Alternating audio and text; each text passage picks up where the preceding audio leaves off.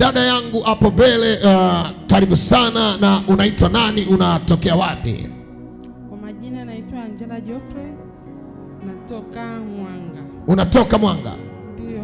Tuambie dada, ulikuja hapa kwa una muda gani na ulikuja na shida gani, na Mungu wa madhabahu hii amekutendea nini? Namshukuru Mungu. Nilikuja tangu mwaka jana. Ndio. Nilikuwa kila siku naota ndoto kwamba nimekufa. Usilie, jipe nguvu, amini Mungu anakusaidia. Nini kikafanyika? Nilikuwa naota kwamba nimekufa, mara nimefanywa operation. Mara sajili kila nikiamka nimefanya mapenzi, sijajua kwamba ni nini. Lakini akatokea rafiki yangu mmoja, ndo akanielekeza huko. Akatokea rafiki yako mmoja akakuelekeza? Ndio. Katikati ya matatizo uko naye? Ndio. Akatokea rafiki akakuonesha kwamba hapa ni mahali sahihi. Ndio. Na mimi nakuombea bahari popote ulipo, katikati ya changamoto unapita, Bwana akuinulie mtu wa kukuonesha njia ya ushindi kwa jina la Yesu. Amen. Ulipofika nini kikatokea? Ndio. Nashukuru Mungu uliniombea na kunipa moyo. Ndio. Nilikuwa nahudhuria Jumatano, Ijumaa, nilikuwa nakuja na Jumapili. Nikatembea kipindi chote hicho. Namshukuru Mungu, zile ndoto zikawa zipo tena na nini? Ndoto zikakata.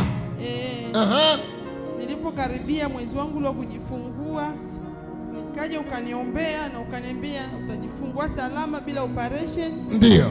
Maana nimekaa miaka 19 bila kupata mtoto. Miaka 19 bila kupata. Pigia Yesu makofi mazuri. Yes. Miaka 19 bila mtoto. Leo huyu hapa anakumbatia mtoto. Hata wewe baraka yako utaikumbatia. Amen. Natangaza hata wewe baraka yako utaikumbatia. Yes. Neema yako naikumbatia. Amen. Na wewe unanitazama mahali popote ulipo, ninatabiri juu yako, Mungu aliyemtendea huyu dada akutendee na wewe ukumbatie baraka yako. Amen. Inua mikono, sema asante Yesu. Asante Yesu. Basi baada ya hapo nilipokuja ukaniombea, haikufika hata makisio. Makisio ilikuwa tarehe 12 mwezi wa 11. Niliumwa siku ya tarehe 4. Sikuchukua hata masaa mawili. Mungu alinibariki nijifungua salama, mtoto ndio huyo. Yaani ngoja. Hata yale makisio ya madaktari kusema utajifungua siku fulani hayakufika. Fahamu mchezo wewe. Mimi nataka Mungu akubariki nje na majira ya mwanadamu. Amen. Mungu akubariki nje na majira ya mwanadamu. Yes. Inua mikono, sema ya. Mama, unaitwa nani na unatokea wapi? Naitwa Clotilda Benedict Chua, natokea Huru Kisawio. Huru Kisawio? Ndio baba. Una muda gani tangu umefika hapa kwenye madhabahu? 2024 mwezi wa pili mwaka juzi. Amen. Mungu amekutendea nini? Nilikuwa naumwa mguu mara mgongo. Hata nikiwa nataka kwenda kujisaidia nilikuwa napata shida. Sasa siku moja nikiwa nyumbani nikakusikia kwenye redio. Kasema leo sitaenda kanisa ninaloabudu. Ngoja kwanza nijaribu kwenda Ebeneza. Ukaona nisikia redioni? Ndio baba. Amen. Nilivyokusikia kwenye redio asubuhi, nilivyoamka kamaliza shughuli zangu nikawahi mapema, nikafika saa 2 nikaja ofisini. Niliponitazama tu kaniambia, mama, naona una shida ya kuparalyze. Kweli uliniombea ukanishika ule mguu, uliponishika tu nikajisikia nimepona kabisa. Pale ukapona. Inua mikono juu, sema kwa jina la Yesu. Kwa jina la Yesu. Inua vizuri juu, sema kwa jina la Yesu. Jina la Yesu. Hata mimi leo. Mateso yaliyonitesa. Hapo yataachia. Basi baada ya hapo baba, nikawa naendelea kuja ibada hapa, nikaacha ile kanisa nilikuwa ninasali. Na ukiwa umepona kabisa? Nilipona kabisa. Hiyo hali ilikuwa imekutesa kwa muda gani? Kama miaka 2. Ndani ya miaka 2? Ndio baba. Na hapo basi ndio nikasema mimi wacha kwanza niendelee kuja kanisa la Ebeneza. Nikasema naweza jaribu kuja kanisa hili. Niangalie kwanza nguvu ya hapa. Kweli nilipoona nimepona. Ukawa unapima? Sikuenda tena lile kanisa kabisa, nikaamua kuhamia hapa. Na baada ya muda huo nikiwa nyumbani nikapigiwa simu na mwalimu mmoja huko Morogoro, mtoto wangu alikuwa anasoma. Wakaniambia, mama, mtoto wako anaitwa Brenda anaumwa sana. Kwanza anaishiwa pumzi. Nikamwambia mwalimu, mumpeleke basi hospitalini, kama ni hela nitatuma. Nikatuma hela. Nimekaa, mwalimu akaniambia, yule mtoto unaona hali ya mtoto sio nzuri, anaishiwa pumzi kwa masaa 2. Nikamwambia naona hapo kuna nguvu za giza, lakini mimi nitasimama. Ndio. Haya, baada ya hapo kweli nikatuma hela. Nimekaa tena kidogo, nikaambiwa mtoto utumbo una fungus. Mara nikaambiwa utumbo wa mtoto wangu unaliwa na mdudu. Ukatuma hela wakampeleka hospitali. Ndio. Hospitali wakasema mtoto ana shida gani? Ana fungus. Kwenye nini? Kwenye utumbo. Utumbo na fungus. Ndio. Kingine tena wakadai eti utumbo kuna mdudu anakula utumbo wa mtoto. Bahati nzuri na mdogo wangu ambaye naye ni daktari hospitali ya mikoa alikuwa anapambana sana naye. Baada ya hapo mtoto akaendelea kuumwa. Nikaomba walimu, naomba aje. Walimu wakasema ni mwanafunzi wa form 6 kwa kweli hatutamruhusu. Kwa kweli namshukuru Mwenyezi Mungu, aliendelea kuwa na yule mtoto wangu akawa anateseka. Kwenye graduation ile ya tarehe 27 mwaka jana mwezi wa 2, ndugu akatoka Mwanza na Morogoro wakaenda wakafika wakamkuta mtoto hali sio nzuri, mtoto amezidiwa. Ndipo mkuu wa shule na matroni akaomba mtoto asikae tena pale shuleni Morogoro, arudishwe aje atibiwe. Akishatibiwa akafanya mitihani ya form 6 baba. Manake hiyo hali ilimtokea tayari, mtoto anakaribia kufanya mtihani wa kidato cha 6. Ndio baba. Na baada ya hapo kweli mtoto yule aliporudishwa, nikampigia dada yake simu, nikamwambia je, anamdai kwamba mmepewa mtoto umempeleka hospitalini, mbona hamnipi majibu ya mtoto? Nilikuwa nafunga sana mpaka nachoka hata nashindwa hata kupumua. Nikajikuta nalia mwenyewe. Sasa siku ya Jumamosi ile tarehe 1 baba mwaka jana mwezi wa 3, nikasema ngoja kwanza niende dara ya maji, naona maji yangu mbona bili inakuwa kubwa. Mimi nikazania ni Ijumaa. Nikiwa pale dara ya maji nikasikia sauti yako. Ukasikia sauti yako? Kabisa. Nikashtuka nikapiga ile simu string.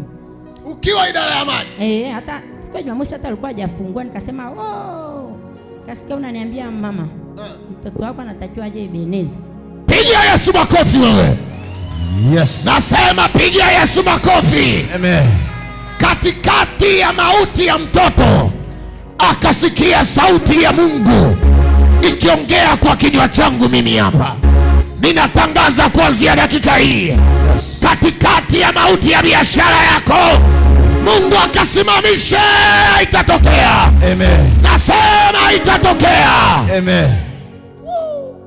Basi baba, nikanyanyua simu pale nikampigia binti yangu mkubwa ambaye alikuwa kule Morogoro. Kamwambia Irene mwanangu, tafadhali nasikia sauti ya baba amedai endapo mkimfanya mtoto wangu operation, hiyo operation ni ya kishetani, binti yangu atafariki. Mtoto wangu akaniambia mama, huyo nabii wako kweli anajua kutabiri, ni mkweli. Nimeogopa kukuambia tu hivi, tumeandikiwa barua tuende Bugando tukamkate utumbo. Piga Yesu makofi. Mimi nashangaa makofi sijui unapiga kwa ajili ya nani. Nasema piga Yesu. Amen. Basi baba ndo nikamwambia binti, yaani muda huu ni muda wa saa 5. Sasa hivi naomba mkatie mtoto wangu tiketi ya gari ya BM aje Moshi. Nikapigiwa simu saa 10 asubuhi, nikasikia tayari gari imefika Moshi. Nikajiandaa na kuja kanisani kila kitu, nikatoka nikaenda BM, nikafika saa 11. Nilipofika pale nikawa namuangalia mtoto wangu kwa simuoni. Sasa napiga simu hawezi kupokea. Baadaye pale nikauliza wale wadada, jamani, BM leo kuja saa 10 kuna kabinti fulani kamevaa taki fulani, mmekaona? Wakaniambia pengine ameondoka. Ile nimesimama pale tu ndo nasema Mungu nisaidie. Nikasikia amenyanyuka pale, ameinama hizi kutembea. Akaniambia mama kitovu, sauti haitoki. Basi baba pale ndo nikamchukua pale, tukachukua usafiri, nikaenda kumlia Mtori. Akaniambia mimi siku hizi silaji tena chakula. Chakula changu mimi ni maji ya malimau na maji ya chumvi, amebeba mabobo 2. Kwa alikuwa hawezi kula chakula chochote tena? Hapana. Mpaka shule alimrudisha, alikuwa anatumia maji ya malimau na maji ya chumvi. Ndio nikachukua jukumu la kumleta hapa, nikamkalisha hapo, mimi nikakaa kule nyuma. Kwa kweli nashukuru ulimuona na ulimuombea, na tangu ulivyomwombea alivyonyanyuka tu hapa na ukampa soda, anakunywa soda, na hapo mtoto alipona kabisa, akatoka ni mzima kabisa. Piga Yesu makofi. Yes. Piga makofi tu kwa ajili ya Kristo Yesu. Mtoto ambaye walimwambia utumbo wake umeoza, utumbo umeharibika, wampeleke Bugando akafanyia operation ya utumbo. Mtoto hawezi kula chochote, lakini anaingia ndani ya madhabahu hii, namwekea mkono, namwombea, Yesu anamfungua, mtoto anakula na anapona. Inua mikono juu, sema Yesu, Yesu, nilivyoshindikana kwa mikono ya mwanadamu, ukanimaliza wewe. Basi baba baada ya kutoka hapa kanisani akaja akaniambia, mama, mimi nimekuwa mzima, mimi naenda kumuona yule baba aliyeniombea. Ndio akaja pale ofisini, ukamwambia mwanangu umepona. Akaniambia, mama, leo najisikia kula machalari na nataka ninywe chai, sijawahi kula vitu hivyo. Kweli akaenda Kavila. Kwanza tulipotoka hapa tukamwambia tunapanda usafiri, akaniambia mimi lazima nitembee, mimi nimepona. Tukatembea hapa mpaka soko la Manyema, nikaenda kumkatia tiketi ya kurudi Morogoro asubuhi. Tulipolala asubuhi tumeamka, tukafika pale IBM, akaniambia, mama, mimi sijawahi kwenda haja kubwa, nakunya kwa shida lakini naenda haja kubwa. Piga Yesu makofi. Yes. Amina. Tuambie sasa, vipi aliweza kufanya mitihani? Ndio baba, alipoenda haja kubwa alikunya kitu cheusi kitu cheusi kabisa, mavi meusi kabisa, yako maji yanajivuta hivi. Ndio uchawi ulikuwa umeingiza ndani. Na tangu hapo mtoto ndo tukagana, akaondoka. Alipofika Morogoro, kesho yake akautoa tena. Alipotoa tena, dada yake akaamua kumchukua kumpeleka Bugando, akaenda kufanywa vipimo vyote Bugando, akaambiwa kwamba haumwi. Kile kipimo cha kwenda kumezesha wakasema haumwi mahali popote, ila kile kipimo kimoja cha kumezeshwa pale aende hospitali nyingine ambayo ni Kamanga. Akapelekwa Kamanga. Alipopelekwa Kamanga akaambiwa haumwi mahali popote, huyu mtoto mnamezesha vipimo vikubwa kwa kumharibu. Kwa hiyo mtoto wangu aliponyea uponyaji hapa. Pigia Yesu makofi. Yes. Kuna watu wanakutazama sasa hivi na kukusikiliza. Ndio baba. Na wana shida kubwa, na watoto wao na matatizo, wengine kwenye biashara, wengine watoto wao shida kama na hizo. Ndio baba. Unawaambia nini juu ya hii madhabahu hapa, watu wa Moshi? Naambia watu wa Moshi juu ya hii madhabahu ya Ebeneza inatenda na ina uponyaji. Amina. Na wasije wakamtegemea mwanadamu. Kwa sababu hii madhabahu ni ya moto. Na ina uponyaji baba. Amen. Mpigie Yesu makofi. Mungu akubariki. Dada, karibu sana. Asante. Bwana Yesu asifiwe. Asifiwe sana. Napenda kumshukuru Mungu kwa sababu ya madhabahu ya Ebeneza. Nina miezi miwili tokea nimeanza kuatendi hapa. Ndiyo. Siku ya kwanza nimetokea Dar es Salaam. Siku ya kwanza wakati naona hili bango, nilikuwa naenda kazini. Nikafikiria kwamba kuna kanisa hapa linaitwa Ebeneza. Nasikiaga Ebeneza lakini nafika huko sehemu nyingine, lakini sijai kufika hapa. Kwa hiyo nilipotoka hapo nikasema ngoja nifike kazini alafu nirudi nije nifike hapa. Kwa kweli nilikuwa nimekata tamaa sana, nilikuwa nimechoka vibaya mno. Yaani leo niona kwa siku ya kwanza nimefika na today tofauti kabisa. Ni kweli. Nilikuwa nimechoka, nilikuwa nimekata tamaa, nilikuwa nataka kujiua. Muda wote natamani magari, hata nikae barabarani ni magari yanigonge niondoke kabisa. Bahati nzuri kwetu nimezaliwa peke yangu. Basi nikaja nikakaa pale. Nilivyokaa pale, baba akahubiri, nikasema bado haijaingia akilini. Ukono na vingi. Yaani anaongea sana, hapana, bado. Natakiwa nitafute tena kanisa lingine. Hili hapana. Ni kweli kabisa, nakwambia ukweli. Nikataka kuondoka. Lakini nikitaka kunyanyuka, yaani nikiangalia watu kwa sababu watu wataona naondoka kabla ibada kuisha. Hii ni aibu. Na hata kuna mwingine anataka kutoka hapa. Nikakaa pale, mara nikashangaa simama, akasema hii ni kazi. Nilivyosimama, baba akaongea na mimi, akaongea kwa wale waliokuwepo, walijua alichokiongea, walisikia. Kila anachoniambia ni kweli. Kila akigusa huko ni kweli. Kila akifanya hivi ni kweli. Kila akienda hivi ni kweli. Nikasema okay, baba tuone. Akaniambia baada ya hapo kuna mengine ya kuniambia ambayo ni siri, nimeona ofisini. Nikafika akasema sasa hata nikienda huko ofisini nitaongea naye nini? Ataniambia nini? Mtu mwingine nimekata tamaa. Sijui kuomba. Sijui hata kusema amen. Sijui hata kusema Bwana asifiwe. Nitaambiwa nini? Lakini anyway nikapiga moyo konde, nikakaa, nikawa wa kwanza hiyo siku kuingia. Nilivyoingia akaniambia kama of course mimi nimekata tamaa. Sitaki hata wewe unavyoongea hapa, naona kama unaniongelea vitu haviniingia akilini. akaniambia naomba ufunge. Nikajiuliza, sijawahi kufunga. Ni mtu wa kukaa peke yangu na kunywa hata chupa 6 za wine. Chupa 6. Alafu nikirudi yani inakuwa ni kuflop kabisa. Sielewi hata mbele kukoje au hata kazini kama nitafika kesho. Unakunywa chupa ngapi? 6. 6. Yes. Na wakati huo wakati unaongea na mimi tayari nilikuwa na mawazo nikitoka hapo niende zangu nikakae tena ninywe wine zangu. Sasa ulivyoongea ukamaliza ukaniambia nifunge. Nikawaza nitafungaje? Na wine iko. Basi nikasema sawa, ngoja nitajaribu. Kwa hiyo siku ya kwanza nikajaribu kufunga. Nikaweza. Nikampigia mamangu simu. Nikamwambia nimeenda kanisa moja linaitwa Ebenezer. Kuna pastor anaitwa Humphrey. Liko chini ya Elisha Mubiri. Kila kitu nilikremisha. Nikachukua na namba za simu zilizoko pale. Nikamwambia mama, hebu na wewe mpigie. Labda na wewe ukimsikia utanipa ushuhuda wako, ukaniambia kwamba endelea kwenda. Ikafika Jumamosi nikaja tena. Na wewe kuja, lakini sina imani yoyote. Yaani sina chochote kwa sababu ya jinsi labda vitu nilivyopitia. Kwa hiyo nikaja Jumamosi, nikaja Jumapili. Jumapili nikafika nikaona na mtumishi, nikatoa tena zaka yangu kama kawaida. Yaani hicho ndio nilikuwa natumwa tu. Ukifika kanisani toa tu zaka, alafu ondoka. Kwa hiyo naweka zaka zangu, nakuja naweka. Nikifikiria kununua waini nasema ngoja nitoe hizi hela niweke kwenye sadaka, bahasha nikatoa zaka. Kwa hiyo hicho ndio nilichosimama nacho. Kwa hiyo nikatoka hapo, nikaendelea nikakata tamaa. Nasema sasa mbona naenda huku tena lakini bado. Mbona nikifanya hivi bado hamna kinachoenda. Nikarudi nikamwambia pastor, mimi siwezi. Enough is enough. Imetosha. Kwa sababu kitu ambacho kilikuwa kinanikatisha tamaa, na watoto 2, nilikaa kwenye ndoa miaka 10. Nilivyokaa kwenye ndoa nimefanya kila kitu kwenye ndoa yangu nikiwa mama bora kabisa. Mtoto wangu wa kwanza anaingia form 4 sasa hivi.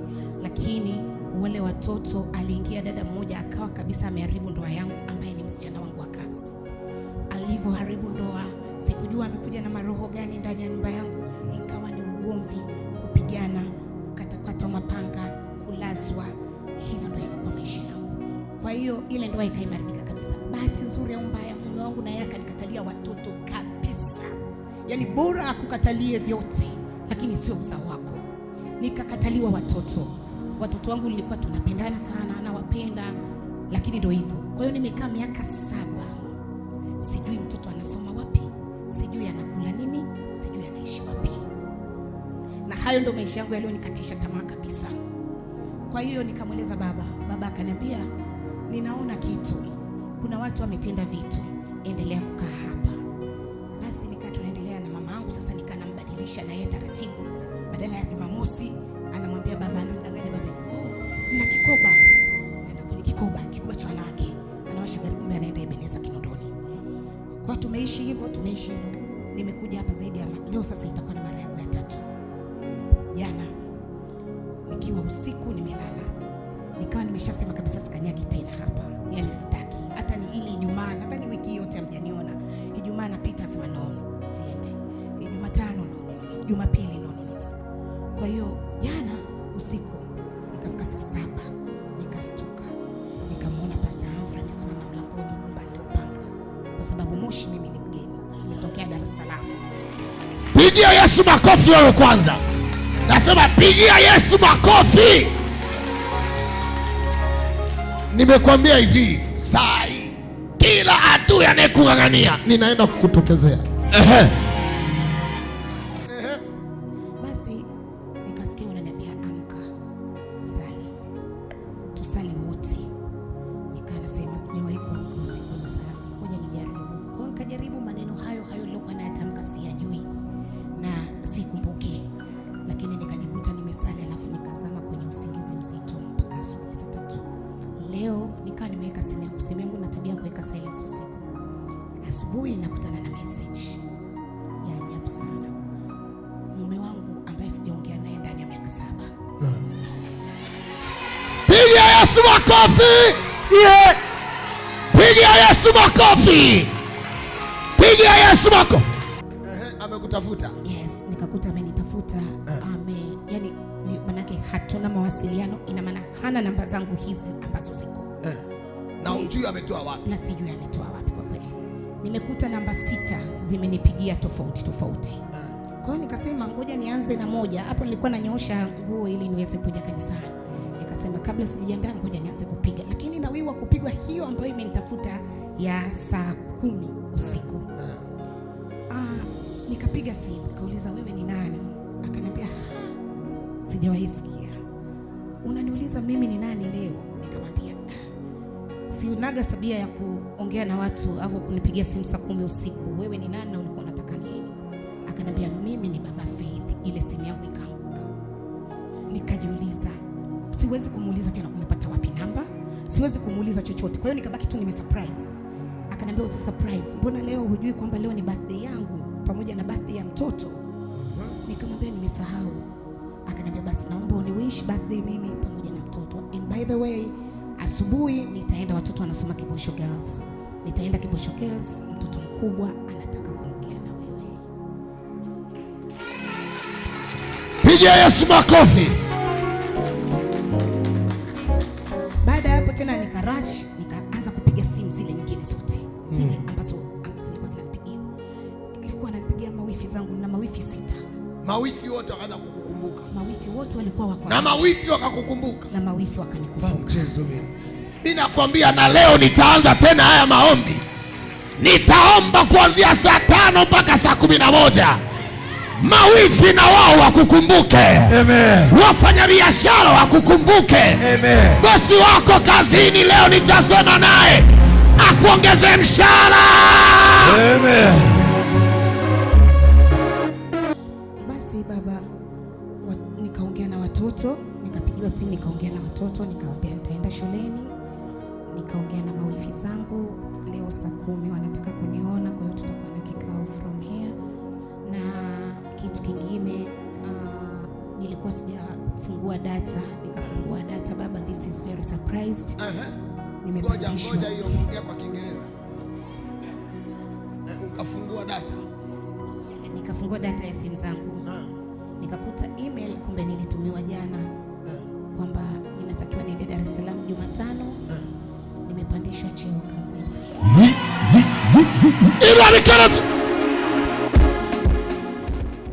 Amina, Mungu akubariki sana. Wakasema umepanda cheo. Na Jumatano naenda Dar es Salaam kwa ajili ya hivyo. Nashukuru Mungu, nilikuwa marketing officer wa hapa Moshi, ambapo nimekuja tu kuanza immediately. Lakini sasa hivi nimekuwa sales manager wa Moshi branch pamoja na Tanga. Pigia Yesu makofi. Unaona ukipandishwa cheo hata sauti inabadilika. Yes, si mchezo. Na Kiingereza kinakujaga automatically. Mimi sinaomba Mungu akuinue cheo. Amen. Akuinue kipesa. Amen. Mimi kuna watu wengine wakiongea na wasikilizaga. Kuna mtu anaweza kuja ofisini akawa ananiongelesha, namwangalia vizuri. Baba niombe na umwa. Baba niombe hapa. Namwangalia, namwekea mkono, naambia Mungu mpatie pesa. Mpe pesa. Mpe pesa. Mpe pesa. Mpe pesa. Na yeye hapo nasikia anasema amina baba, nashukuru. Kumbe nagundua hii sauti sio ya ugonjwa, hii ni ya hela inaita. Mpe hela. Maombi yangu na dua, Mungu akupe pesa. Amen. Kaka, karibu sana. Unaitwa nani na unatokea wapi? Asante. Kwa majina naitwa Maxon Mtui. Ninatokea Majengo County. Unatokea Majengo? Yeah. Ndio. Karibu. Una muda gani tangu umefika hapa? Na miezi miwili. Miezi miwili. Mpigie Yesu makofi. Ndani ya hii miezi miwili umefika hapa, ulikuwa na changamoto gani na Mungu wa madhabahu hii amekutendea nini? Nilikuwa na changamoto nyingi sana. Kila ninachokifanya kwangu hakiendi. Na mwaka jana mwezi wa 12 nilifungulia redio, nikakusikia ukihubiri. Nikachukua namba, nikapiga, ukanipa maelekezo unatoa huduma hapa. Nikachukua hatua nikaja. Lakini kipindi hicho nimeanza kuja hapa, nilikuwa ninakunywa pombe sana. Ulikuwa unakunywa pombe sana? Na mimi ni dereva bajaji. Kila asubuhi saa 12 lazima ninywe bia 2 kama vile nimeandikiwa na daktari. Kama dozi. kama dozi. Na wewe unapiga huko kimya kimya kama dozi. Njoni.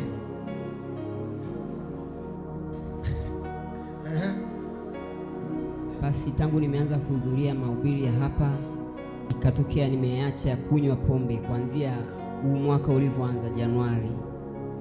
Baada ya kuhudhuria maombi nikajinenea, nikamwambia Mungu, huu mwaka unapoanza nisinywe tena pombe. Na imekuwa hivyo. Aunywe tena.